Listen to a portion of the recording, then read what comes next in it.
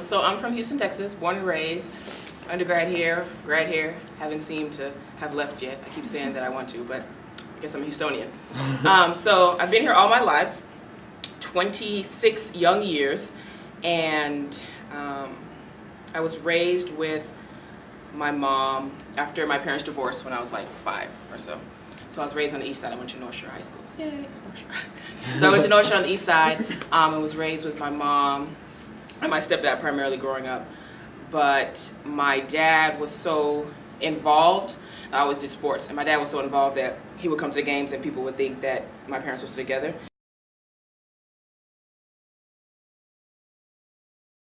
I had a great time at Rice. Seems like so long ago, 4 or 5 years now ago, 4 or 5 years.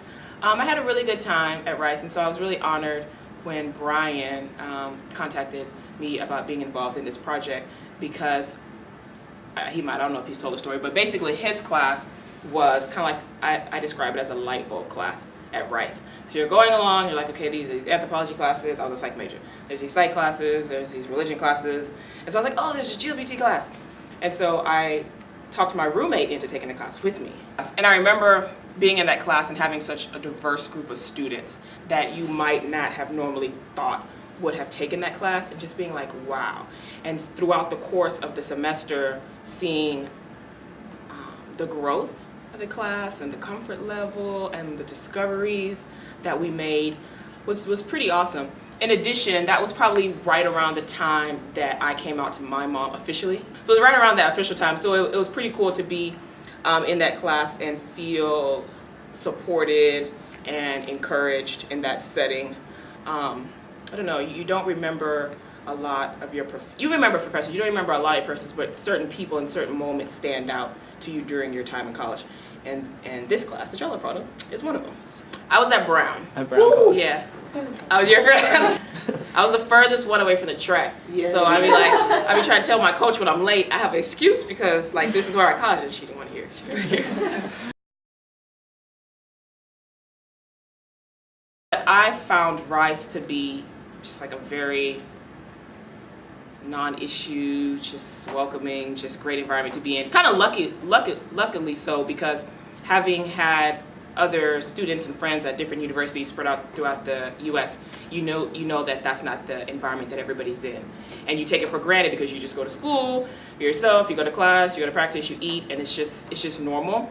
But then when you talk to other people and compare experiences, and it's not like that for them, you really realize how lucky you are to be in that environment. And sure, yes, that makes me smile. I have a daughter. Her name is Giselle Celine. She is 14 months old. Oh, I should also go back to say I got the daughter. I have a partner, Crystal, of 7 going on 8 years. We actually met at Rice back, golly, so long ago. She was on a track team, and she was an all-American discus thrower. I always like toot her horn and not my own, because she still holds, you could Google, she still holds records at Rice. And so Crystal is my partner of 7 years, and then we have a beautiful, gorgeous daughter named Giselle Celine together, who is just the joy of my life.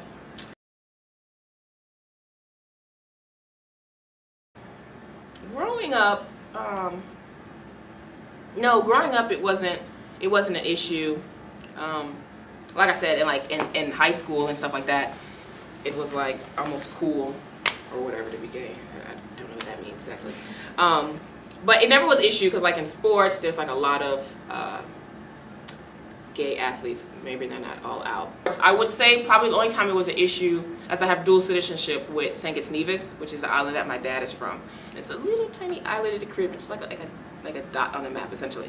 And so a lot of the people there are not very open-minded. Some of them have never even been off the island. Like all they see of the outside world is like TV essentially. So sometimes having to go back there and train, especially as I was comfortable and dress how I want, hair was how I want, it was an issue with some of the elder people. But at that point, I was just like, it's not an issue for me, so you're gonna have to figure that out kind of situation.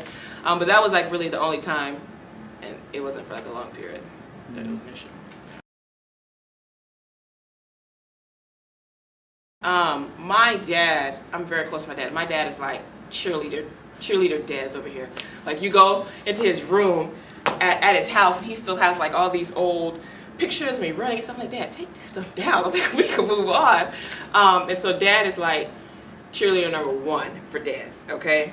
And mom is like cheerleader number 2 minus the gay. So I didn't for so long until when I was at Rice. I think it was like a sophomore. Freshman? No. I don't know. Freshman or sophomore at Rice. And then you're like, I'm not living at home. Even though she still supported me, but you get to the point where you're like, this is who I am, whatever ramifications come of it, like I'm ready to like face it head on. And so I told her, and she was pretty pissed. But she didn't care. I didn't care. It's like, and it's by that point, so many people knew and supported me and loved me. It's still hurtful at the end of the day because that's your mom, the person that gave you life, as people like to say. But, you know, at Hatch, we always reinforce and talk about family of choice.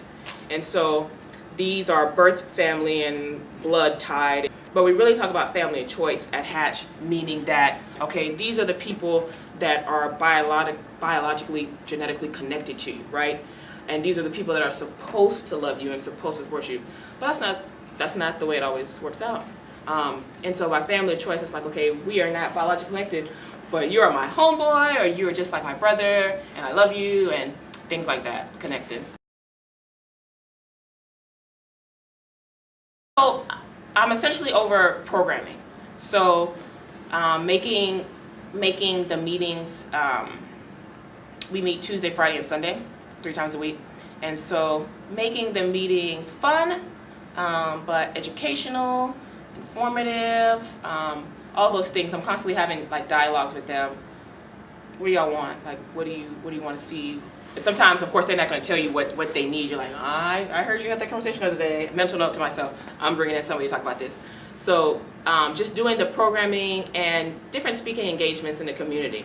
So I've talked to a couple of GSAs and just kind of getting the word out there about Hatch. So if there's somebody in the community, whether it's a school counselor, teacher, social worker, pastor, whoever, and they don't have the answers, that they know that we're a resource to them to tap into. So like the first Friday is health ed every month, and so we do a lot of around sexual health, but also physical health, also mental health. You know, having people come in from MHMRA or Mental Health Alliance, because for me, and maybe it's, you know, being a social worker, it's not just kind of treating them, but addressing whatever needs they have when they come in the room, but them as a whole person. You know, it's just important for them to see positive role models. To see constantly positive role models, and not only positive role models, but role models that look like them. And so part of my job is doing programming.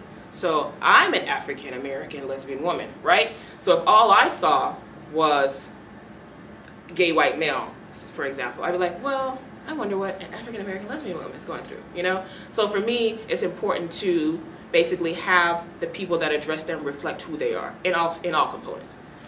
And sometimes that's a struggle, but I work hard.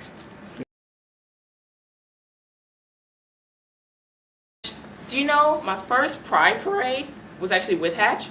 Dad was like, we're gonna have an entry in the Pride Parade. So it's like part of your responsibilities and duties to plan this and make this happen. I was like, yay! I was like, I get paid and I get to be in the Pride Parade.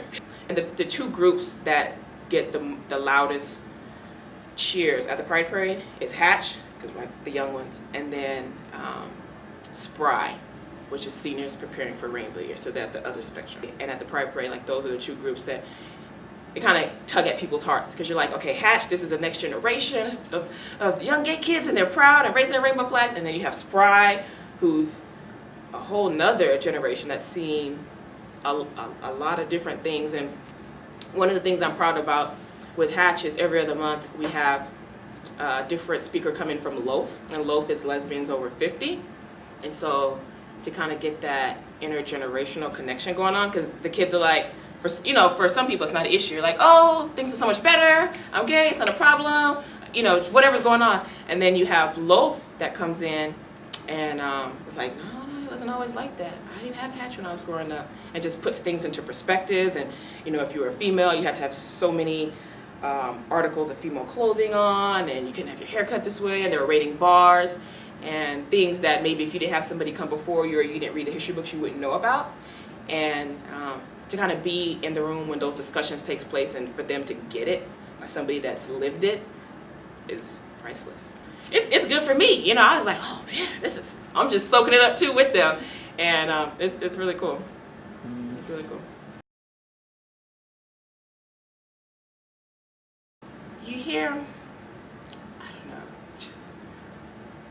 I don't even know what to tell you, because this job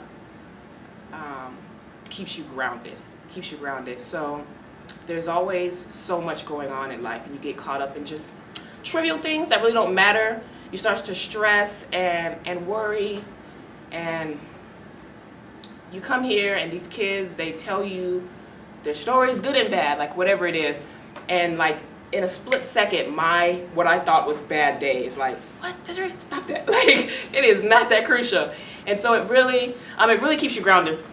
One time there was this kid that came, and sometimes like in the beginning they're kind of like new and shy, and you're trying to gauge if they're enjoying themselves, if they're really like getting involved and things like that. And he came for like a couple of months or whatever, and he said, you know Des, what was one of the best parts of coming to Hatch? And I said, no. I was like, oh, that party we threw, the time we went, you know, here or there, when you saw that girl, like which one? And he was like, no, meeting you. And I was like, meeting me? I'm like, what are you talking about? And he was like, so he starts to kind of expand and talk about some of the stuff we did. And I was just like, I'm not a crier, so I didn't cry. But I was just touched beyond words, kind of slightly tearing up, and you start to kind of play back some of the memories that we had together, and you just never really realize kind of how it affects somebody and to what extent, you know? And so for a youth that's still like a teenager to formulate that and for it to impact him meant a lot to me.